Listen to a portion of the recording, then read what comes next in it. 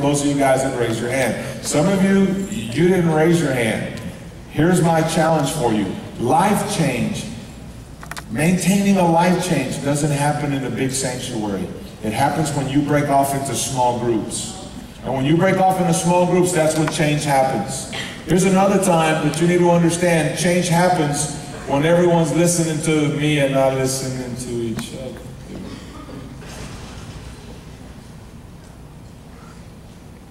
Y'all done? Because if you're not, I'll sit down next to you and let you come up and talk. This is important. It's more important than anything you're talking about. You need to know the truth. You need to return back to God. You need to stay in God. I'll say it every day. This isn't a game. I'm never going to apologize because I don't want anybody to go to hell. I want nobody to go to hell. Next thing, I want everybody to come to church and experience the worship and the love of Jesus Christ. I want you to learn how to respect Christ, and you all do. You do. But you need to understand that this is a change that all of us need. When I was your age, I needed this change. Even at my age right now, I still need it, and every one of you do too. You're going to find out about here in the life of David how things start going really bad for him. They go really bad. He's wrong. He's in the wrong. He knows he's wrong. He's in a sin. He's killing everybody. He's chasing success instead of chasing God. He's listening to his friends instead of listening to God. And when he starts falling into the peer pressure, what everybody else is doing, he thinks it's okay because everybody else is doing the wrong thing. And I cannot tell you how many teenagers that I know of, that you know of, that are doing the wrong thing because everybody else is doing it. Or they're doing it secretly, or you're doing it in a hiding place where no one else can see that. You're fooling your parents, you're fooling your friends. You might even try to be fooling yourself, but you're not fooling God. It's a very dangerous place to be, and it happens to every single one of us. It happened to the man who killed Goliath. It happened to the man who loved God. It happened to the man who had a heart for God. I will tell you this, and I said it earlier, 66 chapters are written about David. So he's a very important individual in the Bible, and you've got to know that David failed.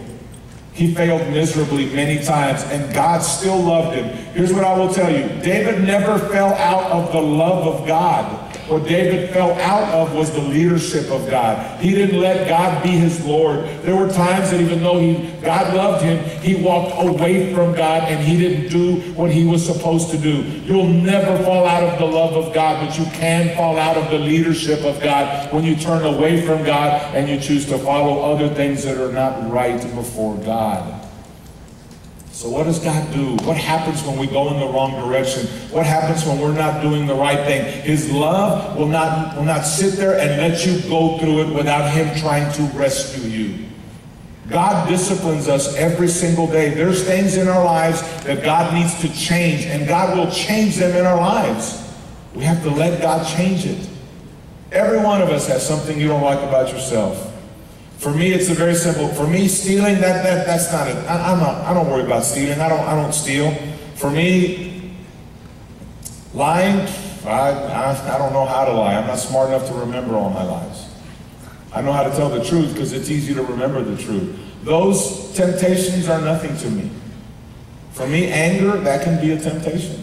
For me, that might be something that God deals with me. And God has dealt with me every single day with my anger. That's not an easy thing for me to deal with. For me, if I'm telling you, it's very easy for me to be abusive with my words because my anger leads me to do that. That's for me. For some of you, you go, Coach, that's not mine.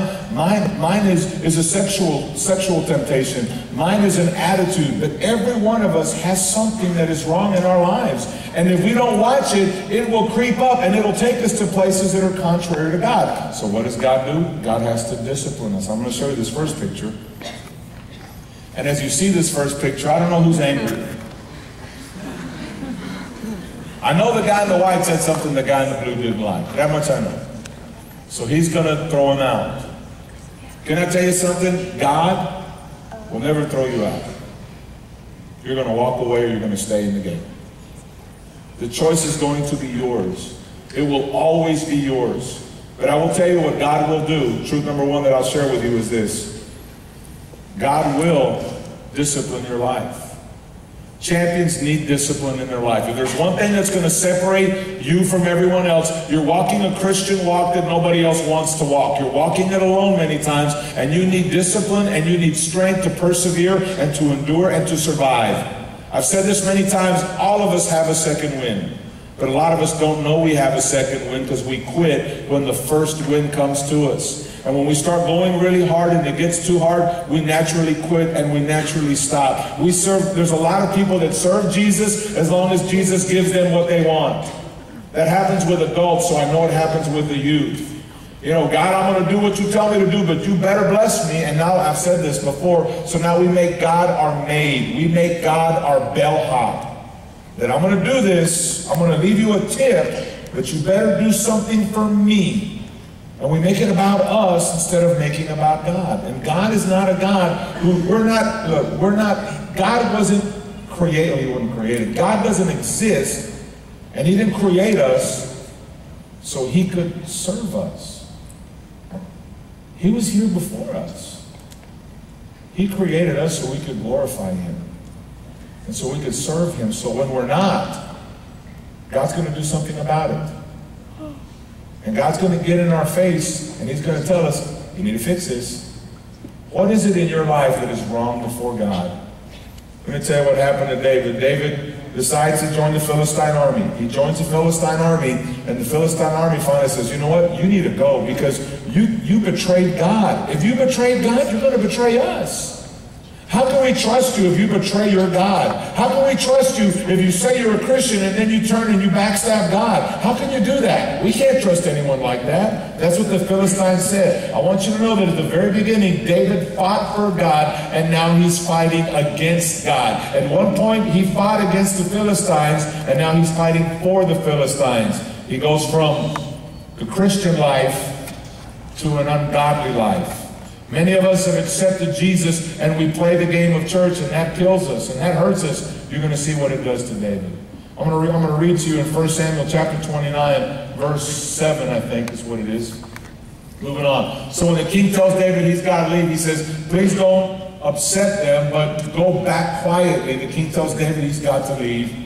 What have I done to deserve this treatment? David demanded. What have you ever found in your servant that I can't go back and fight the enemies of my Lord, the king? What happened to my Lord, my God? David now is no longer serving God. David is now serving the king of the Philistines. David is serving Ashish. He's serving he's serving men instead of serving God. Who is your first priority in your life? Is your sport your first priority? Is your status your first priority? Where is God in the picture? That's the question you're going to ask every single day. David decides to serve the king. Watch what else happens in verse 9. But Ashish insisted, as far as I'm concerned, you're as perfect as a what? As an angel. You're an angel of God. But the Philistine generals, the commanders, they're afraid to have you with them in the battle. Why? Because you're going to turn on them. That's what they think. You backstab God, you're going to backstab us. Verse 10 says, now get up early in the morning, leave with your men as soon as it gets light. Wow. He'd been kicked out. He's been kicked out of, remember he killed a giant. He's been kicked out of Jerusalem. He's been sent into a cave. He's killed the Philistines. He joined the Philistines. And now he's kicked out. He's got nothing. He's homeless again. No friends, no place to go. It's all over again. But this time he's not following God. And he's in a very difficult place. Let me tell you something about champions. They're alpha dogs. They like to be the one in the front. They like to be the one in charge. They like to take control. They like to be in command. So what does God do? God takes it all away from him. I'm going to show you this next picture. And as I show you this next picture, do you know who that guy is? He's Josh Hamilton. Josh Hamilton for the Rangers right now. Let me tell you about Josh Hamilton. That doesn't look like the same cat. All right? Let me tell you about him. At this point, he's 21 years old. Let me tell you the life about Josh Hamilton if you don't know it. You need to hear it. It's a very interesting thing. Josh Hamilton, at age 16 years old, he was throwing the baseball 96 miles an hour. He batted in high school 562, which means 6 out of 10 times, 5.5 out of 10 times, he'd always get a hit. When he was 19 years old, they signed him, a major league team signed him for $4 million. At age 19, this young man had $4 million.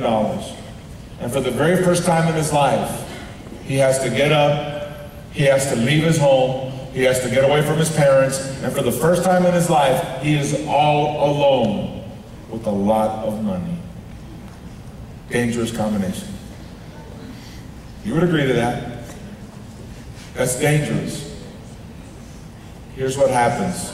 He gets together with a bunch of friends. He goes to his Ziklag. Remember, Ziklag was the town that the Philistines gave David, the town of compromise. You can be the leader of this town. He becomes the leader of this group. And these young men start introducing him to cocaine, to crack, to heroin, to alcohol, and he gets so into all of this. When he has to take a drug test, he fails the drug test. He goes to the Betty Ford drug clinic. Big difference between the two. Betty White. You look like Betty White. Here, have a Snickers. Oh, that's hilarious. To the Betty Ford clinic. And as that happens, he loses it all. Let me tell you, when he gets out of the rehab, he realizes his life needs to change. So what does he do? He gets married. That ain't gonna help. Falling in love with another person is not gonna change you. Change doesn't happen from the love of another person. You've got to know change happens through Jesus Christ and Jesus Christ alone. There's nobody else.